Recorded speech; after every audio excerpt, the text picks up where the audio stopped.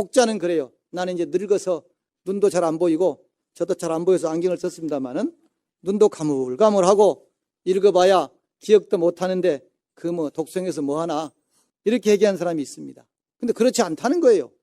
늙을수록 나이가 들어갈수록 더 많이 사실은 읽어서 저장을 해내야 된다는 겁니다. 불교에서 우리 마음을 아레야식이다 그러죠.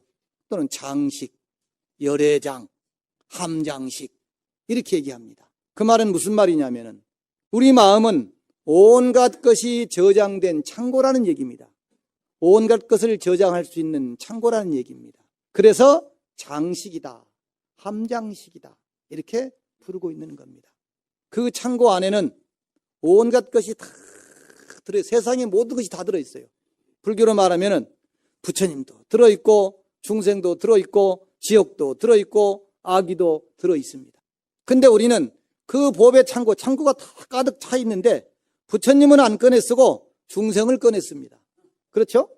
칭찬을 꺼내 쓰지 않고 화도 내고 짜증도 내고 불평하고 이런 마음을 꺼내 쓴단 말이에요.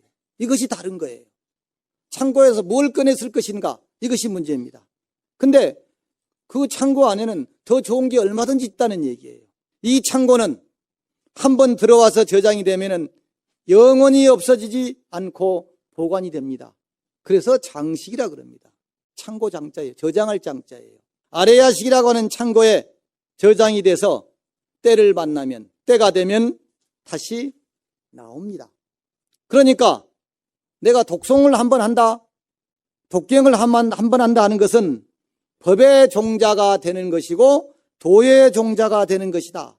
또한 나의 삶을 더 좋은 삶으로 다음 생을 더 좋은 생으로 인도하는 길잡이가 된다는 것입니다. 우리는 이것을 믿어야 합니다. 그게 독경을 해야 되는 거예요. 눈이 가물가물하다고? 기억이 안 난다고? 내가 지금 늙어서 독경하면 뭐 한다고? 이렇게 하면 안 된다는 얘기예요. 이 말을 증명하는 영명연수선사의 말씀이 있습니다. 영명연수선사께서는 이런 말씀을 했어요. 도를 배우는 것은 특별한 것이 없다. 다만 근진을 통해서, 근은 눈, 귀, 코, 입, 이게 근입니다. 진은 보는 거, 듣는 거, 맞는 것, 이것이 진입니다. 즉 근진을 통해서 무량겁으로 지은 업식의 종자를 깨끗하게 씻어내는 것이 도다. 이렇게 얘기를 했어요.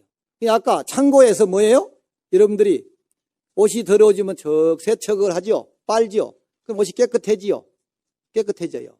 창고에 있는 것 가운데서 창고에 있는 것을 몽땅 담아가지고 물 속에 흘렁흘렁 이렇게 흔들면은 씻어지겠죠? 이게 도라는 거예요. 이게 기도라는 거예요. 무량한 업식 종자를 세척하는 것이다. 그 영명연수선사께서는 그 유명한 종경록 100권을 지은 스님이시죠. 잘 아시지 않습니까? 만선동기집 6권을 지었어요. 그런데 이 스님이 7살 때, 영명연수선사께서 7살 때 법화경을 딱 독송하니까 그 산에 있던 양의 무리들이 다 몰려와서 무릎을 딱 꿇고 7살짜리가 법화경을 독송하는데 무릎을 딱 꿇고 듣더래요. 그런 일화가 있습니다. 그런 스님이에요.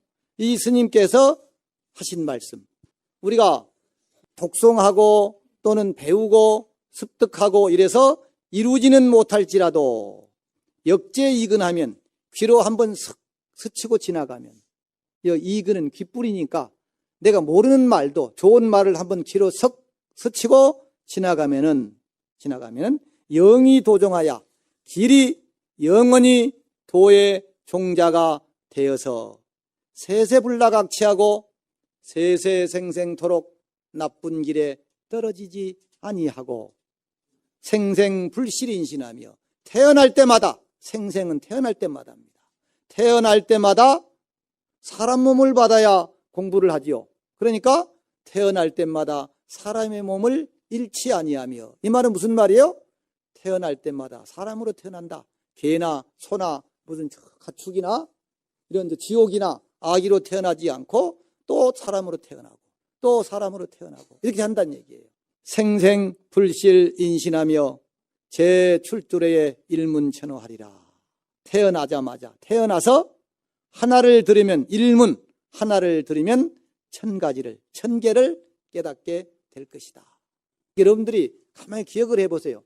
내가 어려서 하나 들으면 하나 깨달았나? 하나 들으면 10개를 깨달았나? 하나 들으면 하나를 잊어버렸나? 어떻게 했습니까? 하나 들으면 2개를 잊어버렸나요? 전생에 이렇게 많이 독경을 하고 공부를 한 사람은 하나를 들으면 1000개를 깨닫게 된다. 이런 얘기예요. 여러분들이 육조 해능 스님이 출가하시기 전에 나무꾼이었을 때 왜 그 어느 집 처마 밑에서 금강경 독송하는 소리를 듣고 깨달았다 그러잖아요. 그러죠? 탐장 밖에서 응무소주 이생기심이라고 하는 대목을 듣고 깨달았다 그럽니다. 그냥 깨달아졌겠어요? 전생에 많이 독경을 했기 때문입니다. 많이 수행을 했기 때문입니다. 근데 수행을 하지 않고 깨닫겠다? 지금 저축하지 않고 열심히 살지 않고 부자가 되겠다? 있을 수 없지 않습니까? 그래서 이 육조 해능 스님의 일화 또한 지금 한번 들으면 영원히 도정자가 된다고 하는, 법의 종자가 된다고 하는 사실을 증명하는 일일 것입니다. 무심히 듣고 지나쳐도 내가 지나가다가 부처님 경전을 한번 귀에 석 이렇게 듣더라도 그것이 귀에 남아서 나중에 종자가 돼서 나온다고 하는데, 하물며 신심을 내서 독경한다면, 독송을 한다면 두고두고 큰 힘이 세세생생토록 큰 힘이 되지 않는다고 누가 감히 말할 수 있겠습니까? 읽지도 않으면서, 기도하지 않으면서, 열심히 하지 않으면서 우리는 그렇게 하고 있다는 거예요. 또 금강경 제11 무의복승분에 뭐라고 나옵니까? 경의 사국에만이라도 수지하고 또 남을 위해서 설해준다면 항하의 모래보다도 많은 칠보를 가지고 보시하는 것보다 더 낫다. 이런 구절이 있죠. 그래서 수보리야, 내가 이제 진실한 말로 너에게 말하노니, 이르노니, 어떤 선남자 선여인이 칠보로서 저 항하의 모래수와 같은 삼천대천세계에 가득 찬 그런 보배를 가지고 보시한다면 얻을 복이 많겠느냐?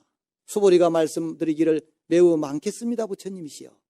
부처님께서 수보리에게 이르시기를 만약 선남자 선여인이 이 경 가운데에서 사국에만이라도 받아 지니고 다른 사람을 위해서 설해준다면 그 복덕은 앞에서 칠보로 보시한 복덕보다 더욱더 수성할 것이다.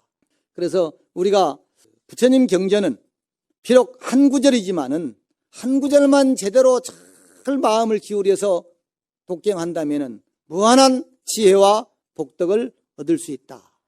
칠보를 가지고 보시하는 것은 좋은 과보를 얻는 데 불과하지만 대승경전을 수지하고 독송하는 것은 모든 듣는 사람으로 하여금 큰 지혜를 내게 해서 위없는 보리도를 이루게 하기 때문에 경을 독송하는 공덕이 칠보로 수많은 보시를 하는 그 복덕보다 수승하다고 한 것입니다.